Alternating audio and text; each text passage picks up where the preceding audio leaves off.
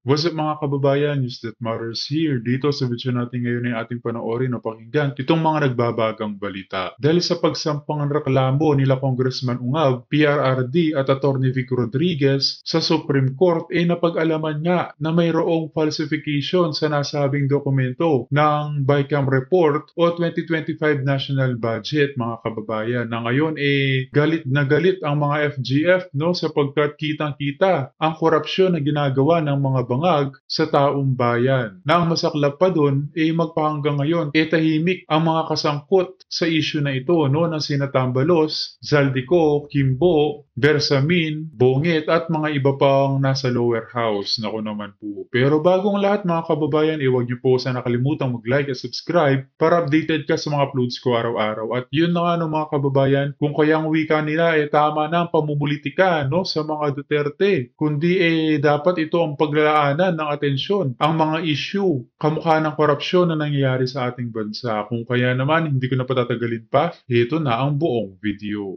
Pero the problem started so many years ago na hindi natin kaalam-alam. Ang problema natin is yung nag-ugat sa pamilya. Yung root cause, pamilya at yung education. Kasi yung pamilya, kung gago yung magulang, gago yung magiging anak.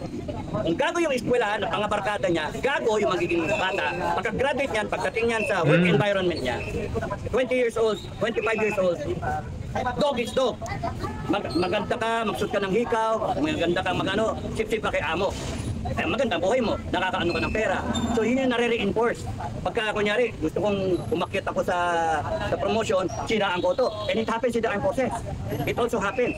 That's why the system na sasabihin mo is so corrupt, it's deep-rooted. The problem is cultural.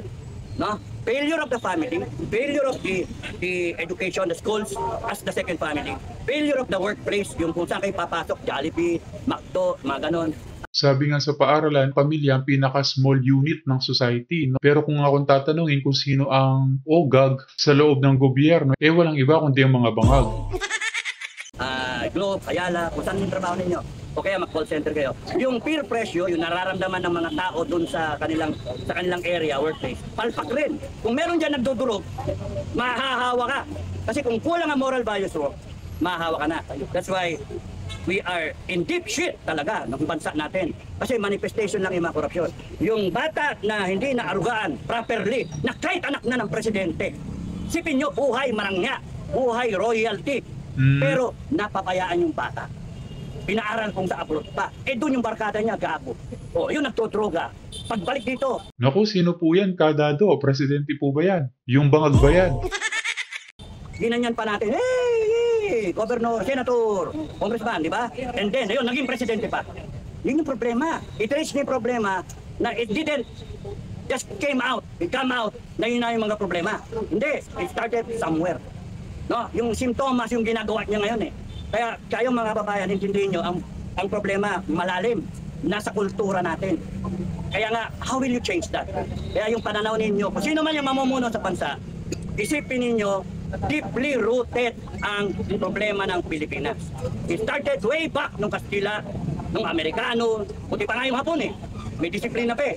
No? Then ngayon, kanya-kanya tayo, Pilipino against Pilipino, siraan, bangayan, siraan, di ba? Mga vlogger, kanya-kanya. So, kung hindi pa kakasuhan, kung hindi pa i-contempt, hindi pa magsasama-sama. Yung common cause. I can say to you mga kababayan, mag-unite kayo as a people because we only have one country. Isa lang ang bansa natin eh.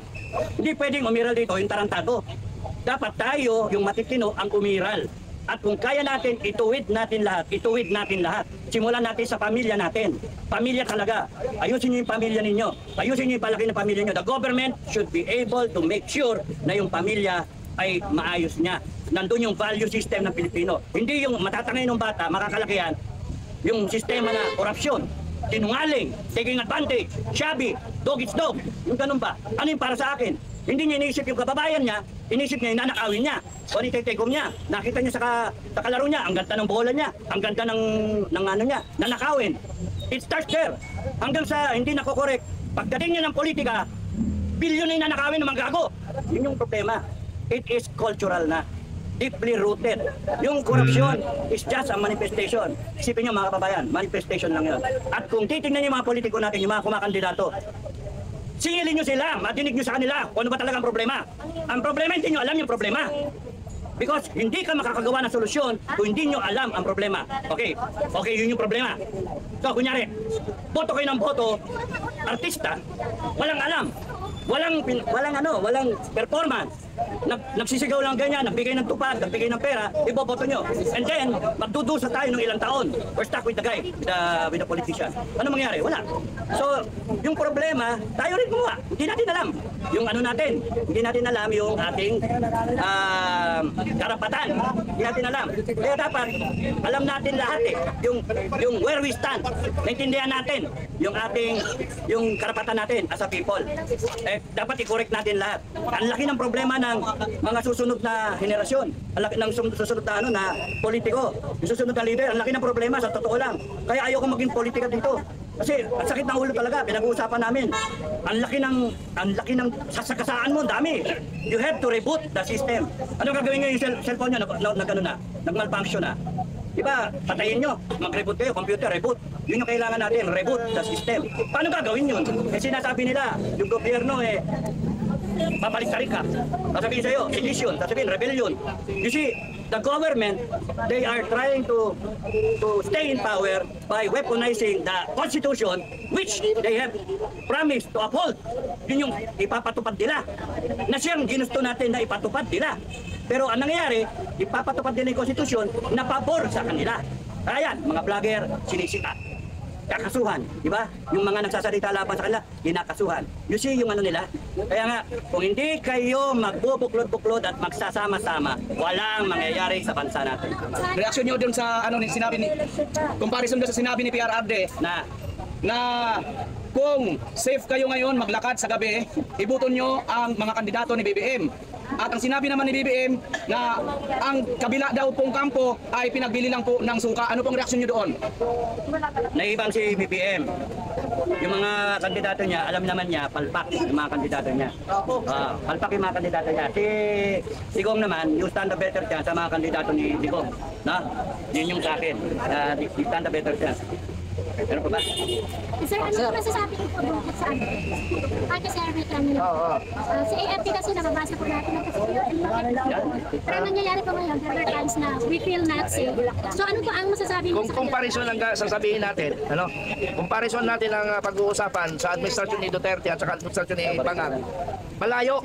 Yung ito opinion ko mamaya yung ibang information ko. Opinion ko sa ngayon, hindi ko nararamdaman yung security ngayon. Honest to goodness answer, hindi ko nararamdaman. Because yung side of impact, yung impact sa tao, parang hindi nila naramdaman na sila ay secured. That is my opinion. Now, sa ibang research ko, sa ibang mga tao, ganon rin yung kanilang opinion sa opinion ko. Meaning, nung panahon ni Pangulong Duterte, naramdaman nila safety nila maglakad sa gabi. Pero sa ngayon, wala na. Hindi na natin naramdaman yung security. So, wala talaga. Kaya nga sabi ko nga, itong administrasyon na ito, kinakailangan na natin palitan ang administrasyon. Paano natin gagawin yan? Pagkakaisa. Mayroon kaming time na ginawa namin, pero i-explain ko yun sa aking vlog paano na hindi na mamalayan tapos na ang laban, pero mayroon lang isang elemento na nag-failure. Ipapaliwanag ko sa vlog yan para maganda yung explanation ko doon. Pero talagang dapat sabihin yan para alam ng publiko, because public fund yan na dapat alam ng publiko dahil pira ng taong bayan yan. Ako nag-retired, hindi ko pa tinatalikuran ang aking responsibilidad sa ating bayan. Ano? So, mga kababayan, hiling ko sa mga vloggers, sana nagkakaisa tayo tungo sa ating pag-unlad at pagbabago ng Pilipinas. Huwag tayong magkanya-kanya. Iisa lang ang direksyon natin. Ano ang problema ng bansa? Issue-based lang tayo. Huwag tayong politika. Because of politics, naghihirap ang Pilipinas. Tarantado kayo. Because of politics, naghihirap ang Pilipinas. Kailangan magkaisa tayo para sa ating kinabukasan, para sa ating bayan. Huwag tayong mag-usap sa politics. Ang pag-uusapan natin, corruption, abuse of power, narco-politics, pro-communist, and Bangag yung ating presidente. Yun, isa pa yan. Isa lang ang hiling ninyo mga mga vloggers, lagi niyong i-challenge ang ating Pangulo in all your vlogs, in your content, lagi niyong isingit na pagpa-drug test siya para mapatunayan Yeah. na siya ay hindi adik. Lagi niyong isingit. Huwag niyong kalimutan sa vlog niyo. Kahit na 30 seconds, isingit niyo yun. Magpa-drug test ka na nga, Pangulo. Sir, nagsasabi Bakit? na Magpa-drug test ka para magiging totoo na walang issue laban sa Pangulo. Yun yung lagi yung ikwan. Isingit, mamaya muna, may tumatawag. Okay. Sir. Captain Dado, Okay lang din. reaksyon nyo po doon sa naglaps na po yata yung 10 araw na palugit patungkol nga po doon sa mga nagpetisyon po itong si Congressman Ungab at saka itong si Attorney Vic Rodriguez dito nga po sa Supreme Court. At sa ngayon wala pa po tayong naririnig kung sumagot na nga ba ito pong mga ipinitisyon doon. Ang particular na po ang Senado at ito nga pong Congress. Ano po ang inyo pong reaksyon doon? Tayo lang natin, hindi naman pwede nilang tuyuin yun.